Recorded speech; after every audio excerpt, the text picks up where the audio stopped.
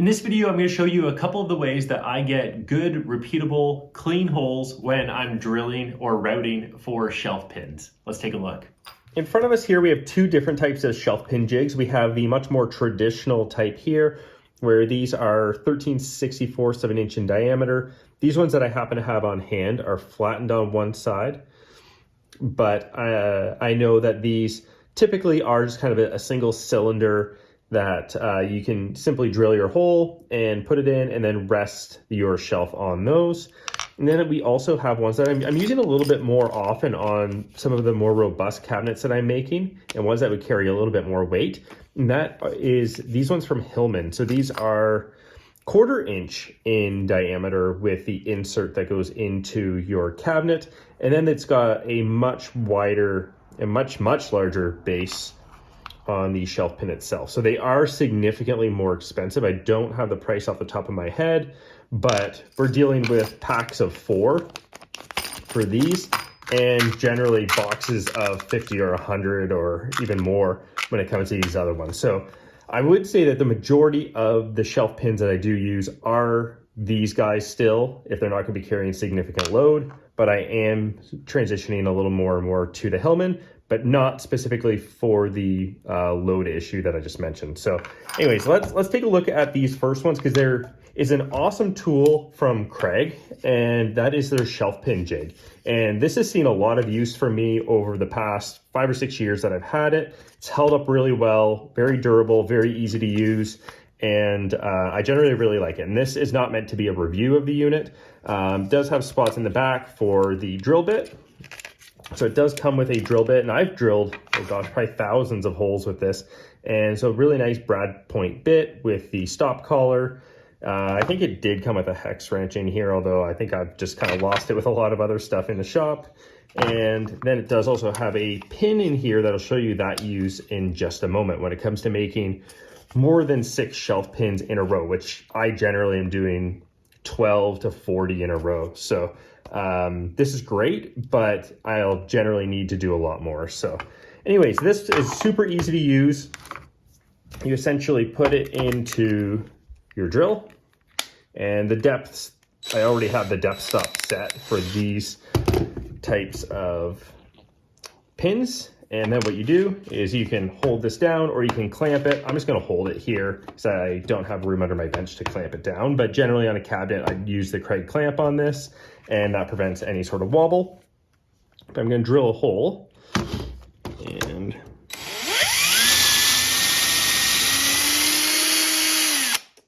there we go. So you do see that it does pull out a lot of the dust. These are nicely sleeved with metal, so you do get a very, you don't have to worry about eating into the plastic, and then it gives you this hole. And I'll do close-ups once I drill a few more holes from some of the other ones, but this is, actually I'm just gonna grab the camera and do that now. I just want to show you that this is fairly plugged right off the hop. And what you will see as well, let me focus here, is that there is a lot of tear out, and that is something that I've really come to be used to with this jig. So I'm going to drill a couple more holes with this jig using a few of the methods that I have to minimize that tear out. And so the first one that I generally do is simple painter's tape, and put painter's tape down. And this is something that I do all the time to prevent tear out when cutting plywood on the table saw or on the track saw or on the miter saw. And so why shouldn't it work here? So let's do this. Let's drill a hole through that.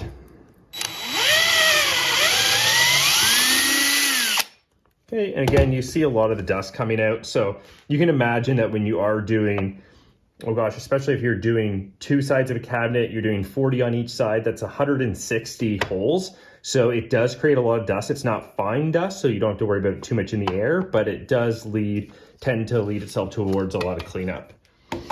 And the other method, just before I give a close-up on these, let's get rid of these guys, is to actually take some of this thin, I think this is about an eighth of an inch thick, but hardboard. And this is something that I tried not too long ago because Tearout was starting to become a little bit more of a problem for me. I think I just probably need to get a new brad point bit for that.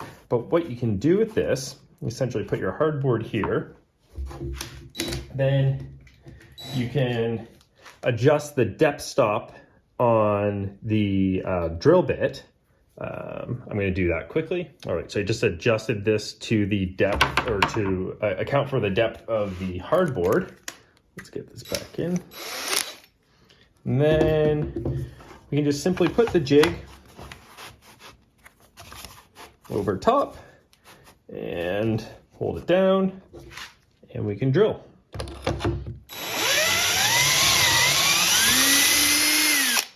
So again, lots of dust, a little bit more dust, especially with the hardboard because we are drilling through more material. Nothing that we can't deal with. And we'll see that we do have a hole here. So what I'm gonna do is I'm gonna grab the camera and give a little bit of a close-up of these three. So we have the first one there with a little bit of tear out. And we have the one hidden under painter's tape. So let's take that painter's tape away. And so yeah, so we still actually have a decent amount of tear out on that one. It actually almost looks worse, which is very uncommon for this. I was expecting it to be not too bad. And then we have the one with the hardboard, and this one's generally pretty good. I think those are probably just a little bit. So what I'm gonna do is I'm gonna grab the vacuum and I'm gonna vacuum the sawdust up from in here. And then I'm also gonna grab some sandpaper and just sand over it, and then we can do a final comparison of those.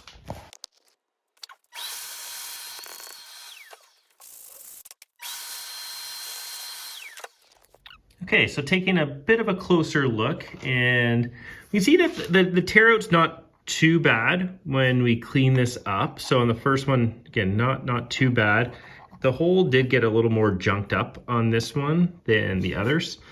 The one with the tape actually peeled up a little bit of the veneer over here. So, and it looked like there was an issue there before I even pulled up the tape. So I can't blame pulling up the tape with that, but it is a little cleaner on the majority of the outside, and I generally do see cleaner holes when I do use the tape. But then finally, if we take a look at the one with the hardboard, much cleaner. So I think for me, there are a couple little fibers on the edge here, but much cleaner hole. And if I were to drill a wide number of shelf pins for these little guys, I would definitely be using the hardboard method to prevent tear out and get a cleaner hole. So anyways, let's get to the 1/4 inch. So now moving to the 1/4 inch shelf pins, and we could do a number of things here. We could use a 1/4 inch drill bit with a depth stop. It is not compatible with the Kreg Jig. The Kreg Jig is specifically for these smaller guys, and just to show you that those do insert well, relatively tight, appropriately tight in these holes. And with 1/4 inch, so we have a little bit more flexibility, so we can do the same sort of thing with a drill bit and depth stop and just freehand it. We could use the drill press with a 1/4 inch brad point bit. We could also use a Forstner bit, and that's something that I know a lot of people do if you're just drilling 3 or 4 holes at a time. It's not such a big deal to just grab the Forstner bit because you don't have to worry too much about repeatability and alignment. But what I have realized recently is that I have a 1/4 inch spiral bit for my router, and that would work perfectly for this. And I was very impressed with the results. So I'm just going to tee up a little bit of a jig on here just to get kind of some of those repeatable cuts, and I'll show you how I use it. And we will be using my DeWalt cordless DCW 600 router. This is probably one of my favorite tools that I've been using over the last few months, and I do have a review on this that I'll link above. And it does have the Oneida dust hood and base on it, so it's not ideal for this plunge base because I can only get 2 screws in it, but the dust collection on this is fantastic. So it probably collects 95% plus of the dust, and I do have it hooked up to my Festool CT MIDI dust extractor. So anyways, we'll get this teed up, and then I'll do a couple of cuts with that, and then we'll close it up. Okay, so we have this all set now, and I do have the depth stop already set for this. It's just the way that you can do this is to essentially plunge it all the way down and then compare that depth. Compare that depth of the bit to the depth of the 1/4 inch nub on this. So let's release that. And so what I'm gonna do is essentially, and this base does have a flat edge here, so I can easily ride it along here, and I can just mark I usually do 1 1/4 inches, and I've actually made this little ruler. So I'll generally put this on my workpiece. It's 1 1/2 inches thick. So I'll put this kind of along the edge of my workpiece, just draw a straight line down. And then for each one of these little markers, these are spaced 1 1/4 inches apart. I'll just put a little line across, which gives me my alignment for the shelf pins, the holes. So I'm gonna turn this on, can turn the dust extractor on, and I'll just drill a couple holes, and hopefully the video picks it up pretty well, so you can see the dust collection, and then we'll go up a little more closely and look at how clean these holes are.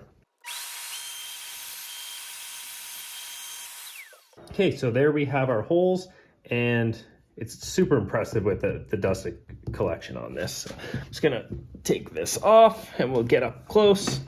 All right, so you can see the tiny bit of dust that came up here, but compared to the other one, yeah, it is finer dust, but so much of it was collected in the extractor. It's super impressive. And just to show you these holes, no tear out whatsoever, very clean. I haven't even sanded these over or even vacuumed around it yet. So very happy with this, just to show you how this goes in, and just a really nice fit. There's a little bit of friction there, but nothing too significant. And yeah, so very happy with this, and using my system with the stick that allows me to measure out 1 1/2 inches and then mark 1 1/4 works really well. I do just want to show you a little bit of something with the Kreg Jig. So I do want to show you how this can be used to create sets of more holes. So essentially, if you did all 6 of your holes, and then in the final one, you could insert this pin. That one was a bit tight. So we can insert that pin there, and then put the jig back down, then drill another 5 holes. Then we could move this down here, and then you could do another 5 holes. So that's how you can do that. You can also buy multiples of these jigs, and then they attach together, and that works pretty well. I did have a friend that had one of these, and I used that on a few projects. I think I daisy chained 3 of these together. It worked really well. So if you are doing a lot, I do recommend picking up one of these, or 2 or 3 if you're doing that, but definitely do not discount the router. For me, this has been, let me just take off the battery. For me, the router has been, it's really changed my approach to these shelf pin holes, and just the super clean results. I generally do my shelf pin holes before I paint the plywood, and just deal with, when the paint's still wet, I clean out the holes a little bit. But given that I am transitioning a little bit more to these guys, I'm super happy with this. And I'm also going to be ordering a 3/16 or 13/64 straight bit, so that I can specifically use the router for these guys, because I do like using these for the cost and for the simplicity. But the tear out is a little frustrating. Hardboard's okay with it, so I do recommend checking that out. But anyways, thanks for watching, and more videos will be coming soon.